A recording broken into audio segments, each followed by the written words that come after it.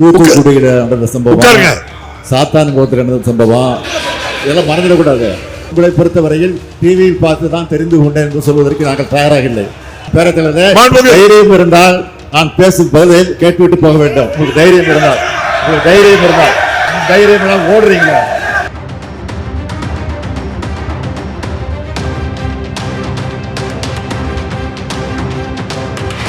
மாண்புமிகு பேரவைத் தலைவர் அவர்களே, நேற்று 4 கொலைகள் நடந்திருப்பதாக எதிர்க்கட்சி தலைவர் அவர்கள் தெரிவித்தார்கள். கோவை சம்பவம் முதற்கட்டமாக தற்கொலை எனவும், மதுரை சம்பவம் குறித்தும் விசாரணை மேற்கொண்டு வரப்படுகிறது. சிவகங்கையில் நடைபெற்ற கொலை குறித்தும் விசாரித்ததில் குடும்ப தகராறு எனவும், ஈரோட்டில் நடைபெற்ற சம்பவம் நான் விரிவாக அது பற்றி இப்பொழுது சொல்ல விரும்புகிறேன். சேலம் மாவட்டம் கிச்சிப்பாளையத்தை சார்ந்த சரித்திர பதிவேடு குற்றவாளியான ஜான் என்கிற சாணக்கியன் என்பவர் உயர்நீதிமன்ற நிபந்தனை பிணையின் அடிப்படையில் அன்னதானப்பட்டி காவல் நிலையத்தில் நேற்று கையொப்பம் விட்டுவிட்டு தன்னுடைய மனைவியுடன் காரில் திருப்பூர் நோக்கி சென்று கொண்டிருந்த போது பின்னால் காரில் சென்ற அடையாளம் தெரியாத சிலர் இருவரையும் அறிவாளால் தாக்கிவிட்டு தப்பி சென்றிருக்கிறார்கள். காயமடைந்த சாணக்கியன் நிகழ்விடத்திலேயே உயிரிழந்து விட்டார். அவருடைய மனைவி சித்தோடு தனியார் மருத்துவமனையில் அனுமதிக்கப்பட்டிருக்கிறார். தகவல் அறிந்த காவல்துறையினர் விசாரணை மேற்கொண்டு இதில் தொடர்புடைய கிச்சிப்பாளையத்தை சார்ந்த சரவணன், சதீஷ், பூபாலன் மற்றும் மைனா கார்த்திக் ஆகியோரை பச்சப்பாளி என்ற இடத்துல அவங்க காரை மறித்து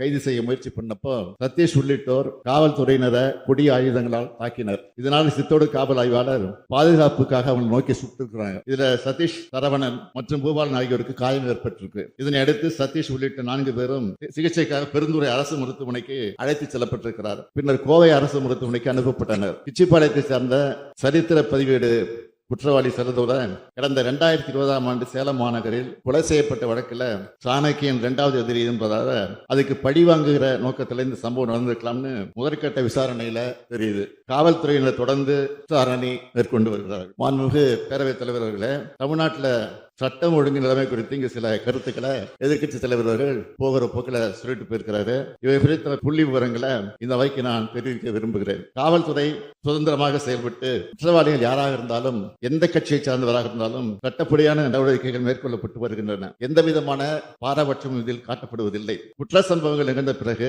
மேற்கொள்ளப்படும் துரித நடவடிக்கைகள் ஒருபுறம், குற்ற சம்பவங்கள் நிகழாமல் நடைபெறாமல் இருக்க மேற்கொள்ளப்படும் முன்னெச்சரிக்கை நடவடிக்கைகள் ஒருபுறம் என இரு வகையிலும் காவல்துறை நடவடிக்கையை மேற்கொண்டு வருகிறது. குறிப்பாக தொடர்ந்து குற்ற செயல்களில் ஈடுபடும் குற்றவாளிகள், கூலிப்படையினர் ஆகியோரின் நடவடிக்கைகள் உன்னிப்பாக கண்காணிக்கப்பட்டு முன்னெச்சரிக்கை கைது நடவடிக்கைகள் மேற்கொள்ளப்பட்டு தேவையான இனங்களில் குற்ற சட்டத்தின் கீழ் கைது செய்யப்பட்ட நடவடிக்கைகள் எடுக்கப்பட்டு வருகின்றன. கடந்த 2024ஆம் ஆண்டு மட்டும் 4571 சமூக விரோதிகள் அடையாளம் காணப்பட்டு குண்டர் சட்டத்தில் கைது செய்யப்பட்டிருக்கிறார்கள். தமிழ்நாடு காவல்துறை மேற்கொண்ட கடுமையான நடவடிக்கையின் காரணமாக 2023ஆம் ஆண்டு கொலை, கொலைமை சூழற்ற குற்றங்கள் 49,280 இருந்தது. 2024இல் 31,498 குறைந்துள்ளது. ஒரே ஆண்டில் 17,782 குற்றங்கள் குறைத்திருக்கிறோம். சில கொலை குற்றங்கள் நடைபெறும் காட்சிகள் சமூக ஊடகங்களில் வெளிவரும் போது அதிக எண்ணிக்கையில் குற்றங்கள் நடைபெறுவது போன்ற தவறான கருத்து திட்டமிட்டு பரப்பப்படுகிறது. உண்மையில் எண்ணிக்கையின் அளவில் பார்க்கும்போது 2024ஆம் ஆண்டில் கொலை குற்றங்கள் 6.8 விழுக்காடு குறைந்திருக்கிறது. அதாவது முந்தைய ஆண்டோடு ஒப்பிடும்போது 109 கொலைகள் குறைந்திருக்கின்றன. அதேபோல் பழிக்கு பழி வாங்கும் கொலைகளின் எண்ணிக்கையும் 2024ஆம் ஆண்டில் 42.72 விழுக்காடு குறைந்துள்ளது. முன்னெச்சரிக்கை நடவடிக்கை எடுக்கப்படுவதன் ஒரு பகுதியாக பொதுமக்கள் அதிக அளவில் கூடும் திருவிழாக்கள், பெரிய பொழுதுபோக்கு இடங்கள், சுற்றுலா தலங்கள் போன்ற இடங்களில் பொதுமக்களின் பாதுகாப்பு உறுதிப்படுத்திட காவல்துறை கூடுதல் எண்ணிக்கையிலான காவலர்களை ஈடுபடுத்தி எந்த விதமான சம்பவங்கள் நடைபெறாமல் செவ்வனே பணியாற்றி வருகிறார்கள் என்பதை இந்த அவையில் உள்ள மாமன்ற உறுப்பினர்கள் நன்கு அறிவார்கள். குற்றவாளிகளுக்கு தண்டனை வாங்கி தருவதில் இந்த அரசு சிறப்பு கவனம் செலுத்தி வருகிறது. 2023 181 சரித்திர பதிவேடு குற்றவாளிகளுக்கு நீதிமன்றங்கள் மூலம் தண்டனை வாங்கி கொடுக்கப்பட்டுள்ளது என்றால் 2024இல் 242 சரித்திர பதிவேடு குற்றவாளிகளுக்கு தண்டனை வாங்கி கொடுக்கப்பட்டுள்ளது. நீதிமன்ற வழக்குகளில் காவல்துறை காட்டிய தீவிர அக்கறையே இதற்கு காரணம். குறிப்பிட்டு சொல்ல வேண்டும் என்றால் 2024 மட்டும்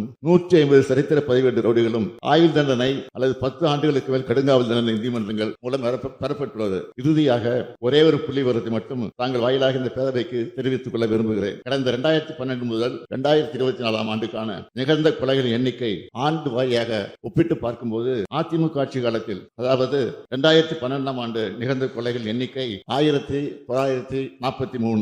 இதுதான் கடந்த 10 ஆண்டுகளில் நிகழ்ந்த மிக மிக அதிகமான எண்ணிக்கை.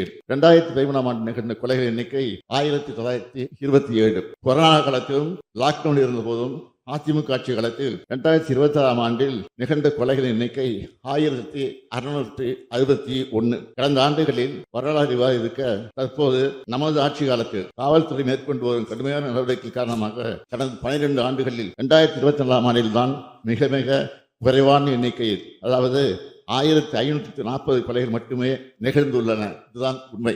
இந்த நடுநிலையாளரும் பொதுமக்களும் நன்கு உணர்ந்திருக்கிறார்கள். குற்றங்களை தடுத்து பொதுமக்களின் பாதுகாப்பை உறுதி செய்து பொது அமைதியை தொடர்ந்து நிலைநாட்டி தமிழ்நாடு காவல்துறை என்பது தலைமையில் சிறப்பாக செயல்பட்டு வருகிறது. அங்கொன்றும் இங்கொன்றுமாக முன்விரோதம் காரணமாக நடைபெறும் சில நிகழ்வுகளை வைத்து இந்த அரசின் மீது படி சுமத்தி அரசியல் ஆதாயம் அட்டைய நினைப்போர் சென்ற ஆட்சியில் தமிழ்நாட்டு சட்டம் ஒழுங்கு எப்படி சீரழிந்து கிடந்தது என்பதை இங்கே நான் தெரிவித்த புள்ளி விவர அடிப்படையில் எண்ணி பார்க்க வேண்டும் என்று கேட்டு அமைகிறேன். வணக்கம்.